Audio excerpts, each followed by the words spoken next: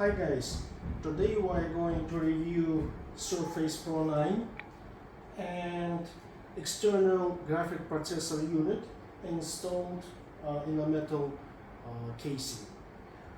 I've seen a couple of reviews on the internet, but I think it's not really enough and not too much details how it's installed. And what is more interesting, today I'm going to install RTX 4090. That's top of the end of the car. So what do I have? Surface Pro 9 from Microsoft. It's the top version. Actually, I am the fan of Microsoft products, and especially Surface. I've got Surface Pro 3 and Pro 5, and now I've just bought Pro 9, and it's pretty impressive, but not very good for gaming, unfortunately. So I had to think of external GPU. So this is what I bought from AliExpress. This is the card, Thunderbolt docking station 3 or 4. Actually, this is 3, but you can connect it to Thunderbolt 4 ports as well. You need also to buy internal power supply. So I bought this one. This is the new model, a tiny one but very powerful, pretty enough for this video card. So the video card itself, it's from Gigabyte overclock edition. What I would like to know that most of the cards are huge with their fan system. So you have to make sure that you can fit your card inside this metal casing box. Tests I will show you today will have run at the default settings, while I should say that this video card can be overclocked even if it's eGPU. My maximum stable settings are as this. The default settings for this video card are on the below line, and the maximum power draw, which I saw in some titles with the overclocked settings, as I've applied, are up to 560 watts, which is like very close to absolute maximum of 600 watts, and that means that this car as eGPU sometimes is used as its maximum. So overclocking that not only brings power limits. I will show you my current settings. I use MCI Afterburner.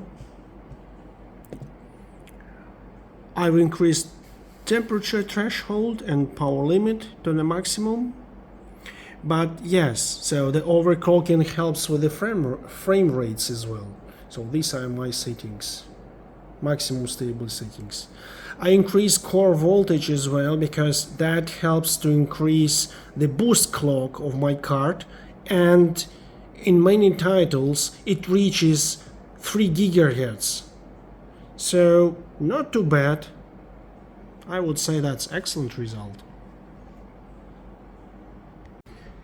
To install the video card inside the box, I would like to give you a few hints on how to do it, because we've got the manual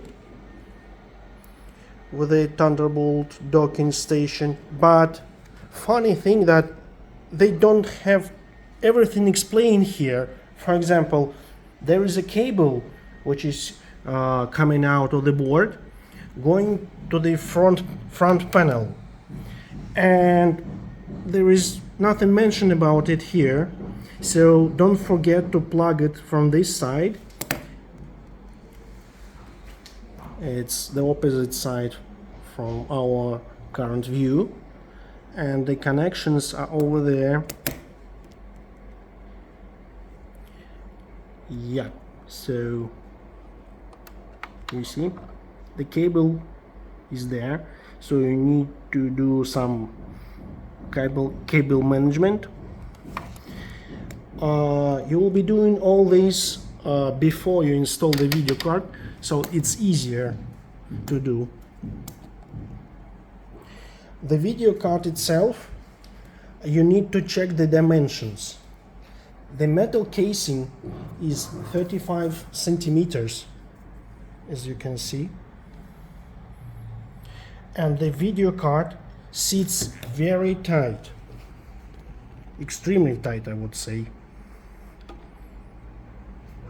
So here how it sits. You need to check the width as well. As you see, there is not even a millimeter left for this casing, but it's still possible to close the side panel. This is the side panel. Why I haven't done this yet before? Because I just don't want to make these cables turned and then burn. I've already ordered the angled cable system, and fortunately it takes more than 1 month for delivery, so I don't think it will be a problem, because we can then, as soon as it's arrived, turn the cable inside the box here and then just close the cover. This set, this one, Thunderbolt, has pretty much everything you need for the installation. All bolts, all frames, everything. Even the screwdriver. However, in order to fit the video card, because it's too long and too wide, and these side parts of the panel do not let the card in, you need to unscrew this part of the box, and by default you can do it with this screw, because different bolts, it's not Phillips standard, it's H1.3, so I had to buy separate tools. They're pretty cheap, just you need to remember. And the hint is that don't unscrew all bolts, it's not necessary. Just unscrew the top one and 2 from sides, this one and this one. This will let you to push a bit the side panel backward, so that you can install the video card from the top, just like this, vertically. And that's it basically. Put it into the slot, screw the bolts back in, and you're done. Now let's try our hardware. What do they have this with this Thunderbolt docking station? They've got just normal USB port, USB type A, and 2 USB type C, this one and this one. The Surface has 2 USB type C ports, and they are both Thunderbolt as well, Thunderbolt 4. These are connections USB and Thunderbolt 3 and 4. The speed is actually the same. What you need to remember is that this cable actually can charge your Surface, and that's enough. However, when you use your external eGPU, it's better to plug your Surface with the power adapter, just the normal way you do it. Let's try. Before I tried not plugging it into the adapter, and my screen blinked. I've got connected external TV, LG OLED TV. It works pretty fine, but when it's just powered, when the Surface is just powered from the eGPU, sometimes the screen blinks, and I tried to find why was that. Probably because of G-Sync or something, but no, It's because probably not enough power, or probably because Surface disconnects its charging system because it uses smart charging system. For whatever reason, just to avoid screen flickering, external screen flickering, you have to use Surface power supply. Now I will show you how to set up. So I've got my screen connected via HDMI 2.1, connected to the video card and to TV. So we will have display settings.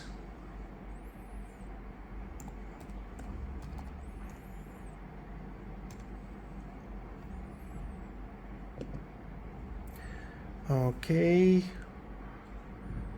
then make it's connected.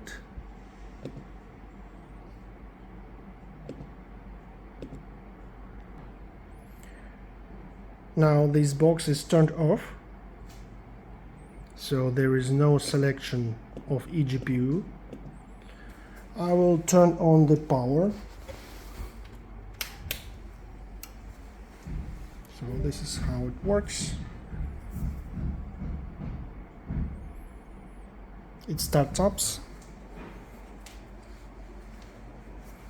and you see the front panel, Thunderbolt, GPU, cooling fan. Yes, it has its own cooling fan here.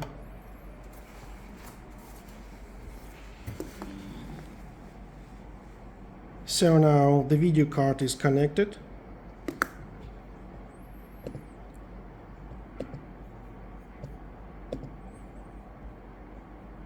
Now we can select. I just want to turn off Surface display, because if both video cards work, Surface heats up more, and there is no real necessity to show everything on both screens, and the screen resolution on LG TV is actually better. It's 4K. So show just on display too.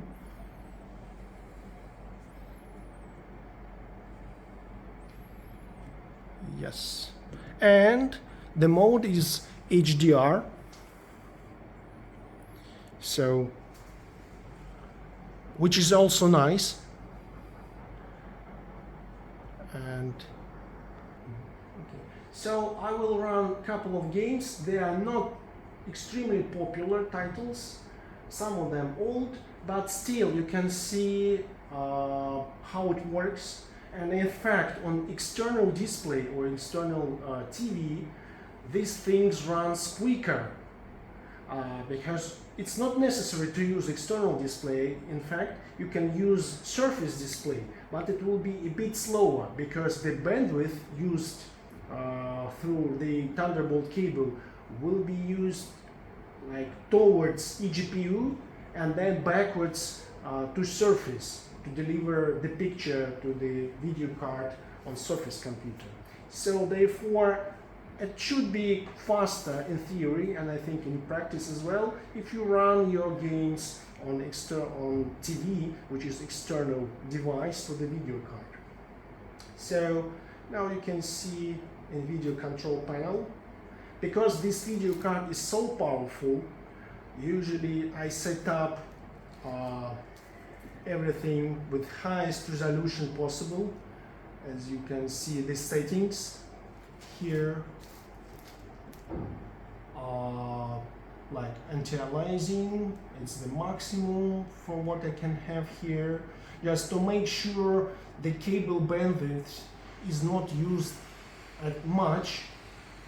I disable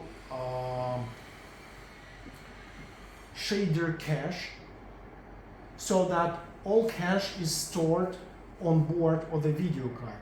I think that's the best option with this setup. Then adaptive refresh rate. This TV is up to 120 Hertz. It's G-Sync compatible. As you can see,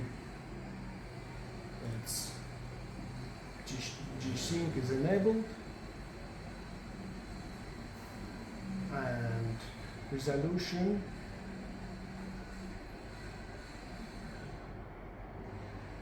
so it's currently in RGB and full dynamic range. So we'll launch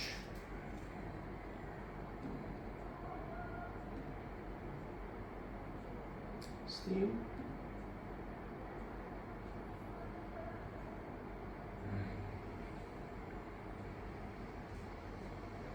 This is the smart charging which I meant. It's when it's plugged, I set the device to full performance.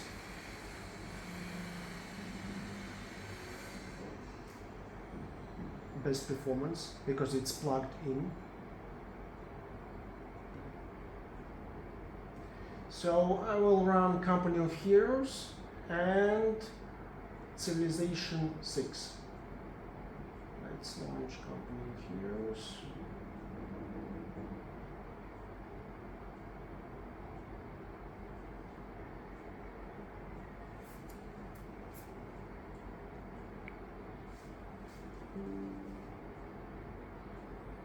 Yes, HDR is on.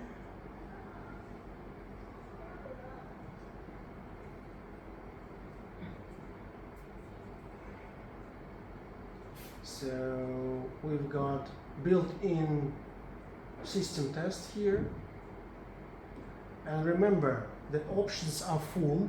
It's 4K with maximum anti-aliasing settings. Performance test.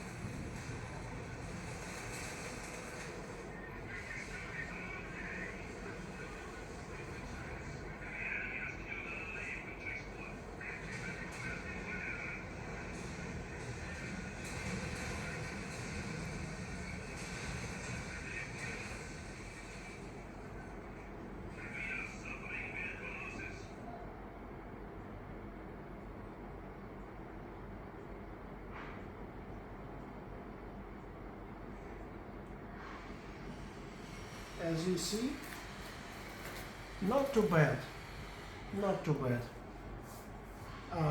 And remember, this video card is currently running at PCI Express 3.0 port because Thunderbolt 3, which is the only currently option available on the market for external eGPU systems, they offer PCI Express 3.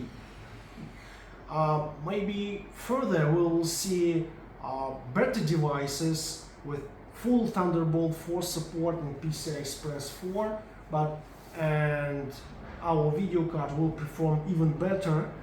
But for this kind of setup, just connection of surface to eGPU via single Thunderbolt port and PCI Express 3, so many things which are worsening performance of our video card, it's still nice.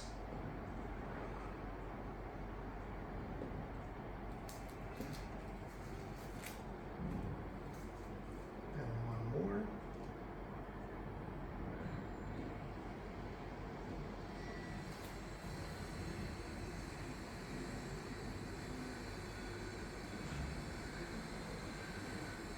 Also, full settings for this game, DirectX 12, so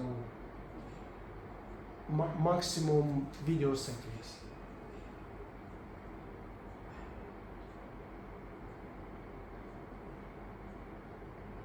There are probably some updates.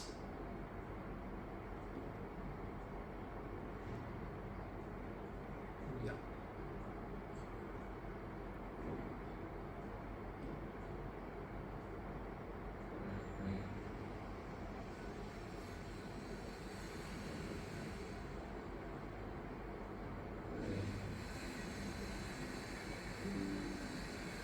Also, HDR is on.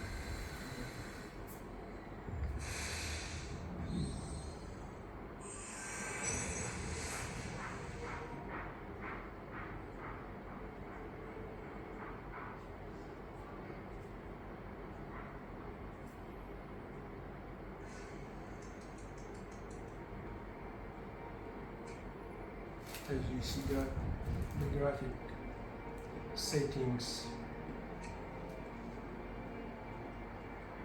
Borderless window is due to flip system for auto HDR in Windows settings.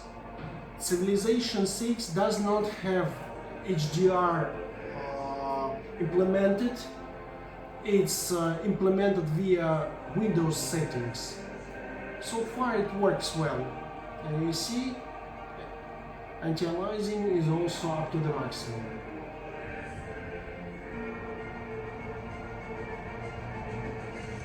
So we'll run the benchmark. A world of information rests in the palm of your hand, and networks for instantaneous communication span the globe. Yet a unified vision of our future has never been built. We compete in technology, culture, and politics. We have deadly weapons that can destroy our planet. Lead us carefully, but boldly.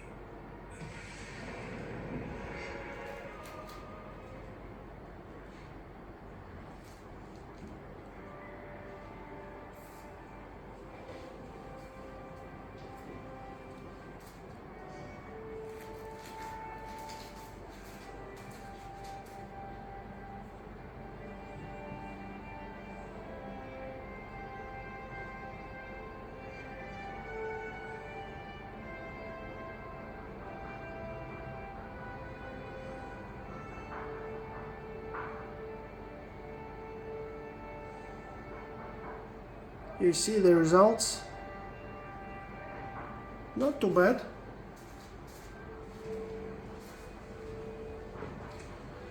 So this is how it works. Basically, you can run many titles, settings to the high, and it will work. Just plug it to your TV, and with good video settings, with pretty decent performance, like maybe 60 frames per second, your video card as EGPU can work, and you can carry this box to your houses if you have several, if you travel. So it's pretty good setup. Hope you liked my review. Just press likes, and yes, welcome, and see you next time.